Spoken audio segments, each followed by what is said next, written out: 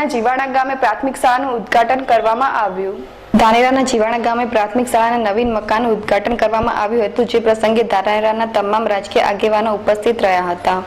જે દરમિયાન ધારાસભ્ય જોઈતાભાઈએ ખાનગી સ્કૂલોને ટાર્ગેટ બનાવી હતી, તેમાં સરકાર દ્વારા ખોટી મંજૂરી આપીને પ્રાઇવેટ શાળાઓ બાબતે ચાંટકણી કાઢી હતી। જીવાણા ગામે અદ્યતન સુવિધાવાળી પ્રાથમિક શાળાના મકાનના ઉદ્ઘાટન પ્રસંગે ધાનેરાના ધારાસભ્ય જોઈતાભાઈ પટેલ, પૂર્વ મંત્રી હરજીવનભાઈ પટેલ, એપીએમસી ચેરમેન ભગવાનભાઈ પટેલ, વસંતભાઈ પુરોહિત, મામલતદાર એમ કે રાજપૂત તેમજ જીવાણા મઠના મઠાધિપતિ રતનગીરીજી મહારાજ તેમજ અન્ય મહાનુભાવો હાજર રહ્યા હતા।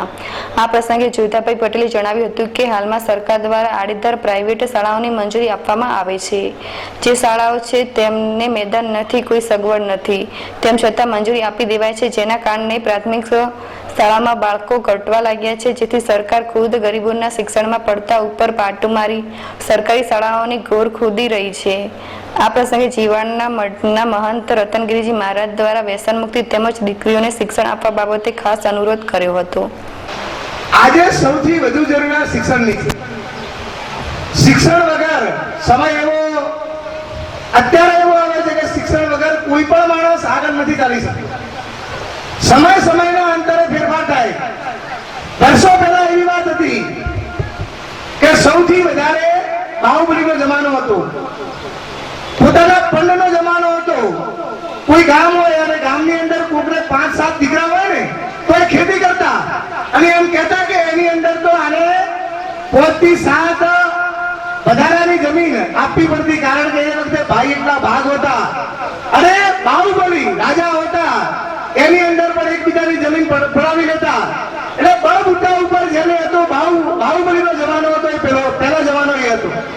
એના પછી સમય આવ્યો કે પૈસાદારનો જમાનો આવ્યો। તમે જોજો, માણસ પાસે પૈસા હોય તો બધું કહેતા કે આની પાસે બધું જ છે, પૈસાવાળો પાણીનું ઘર કરે। આજે નથી તો બાહુબલી કામ આવતા, નથી પૈસાવાળા કામ આવતા। આજે જ્ઞાનનો જમાનો છે, આજે ટેકનોલોજીનો જમાનો છે। ક્યાં એવી વાત નહોતી। આપણે ક્યાંય 25 વર્ષ પહેલા કલ્પના નહીં કરી હોય કે દોરડા વગરના મોબાઈલ આવશે। આપણે આપણા ખેતરમાં ઉભા રહીને વાત કરશું। આપણે રાવણાનું કહેવાય છે ને, કોઈ ઘેરથી ફોન કરે કે જમવાનું તૈયાર થયું, આવી ગયું, આવી કલ્પના કોઈ નથી। હજી પણ યુગ એવો આવશે કે રોબોટ આવશે અને એ રોબોટ ચલાવવા માટે આ ખેતરની અંદર તમામ પાક, ગાય દોવાનું, પાક લેવાનું, એ બધું જ કામ રોબોટ કરશે। આજ આપણને શું આવે કે નહીં થાય, પણ એ ચલાવવા